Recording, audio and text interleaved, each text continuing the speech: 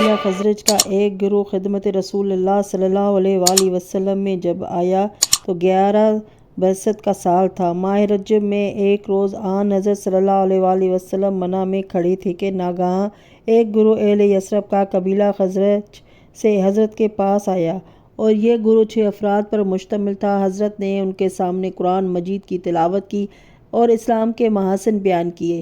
وہ مسلمان ہو گئے۔ انہوں نے یثرب میں جا کر کافی تبلیغ کی اور وہاں کے گھروں میں اسلام کا چرچا ہو گیا۔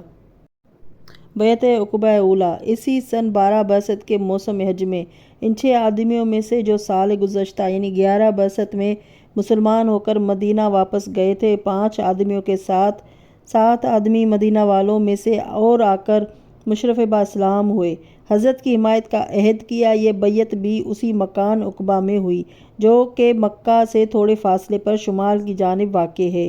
مورخ ابوالفداء لکھتا ہے کہ اس عہد پر بیعت ہوئی کہ خدا کا کوئی شریک نہ کرو، چوری نہ کرو، زنا نہ کرو، اپنی اولاد کو قتل نہ کرو۔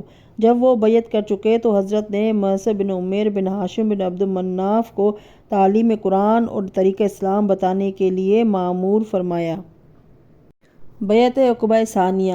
سن 13 بعثت میں کے ماہ ذی الحج میں معصب بن عمیر 73 مرد اور 2 عورتوں کو مدینہ سے لے کر مکہ آئے اور انہوں نے مقام عقبہ پر رسول کریم صلی اللہ علیہ وآلہ وسلم کی خدمت میں ان لوگوں کو پیش کیا۔ وہ مسلمان ہو چکے تھے۔ انہوں نے بھی حضرت کی حمایت کا عہد کیا اور آپ کے دست مبارک پر بیعت کی۔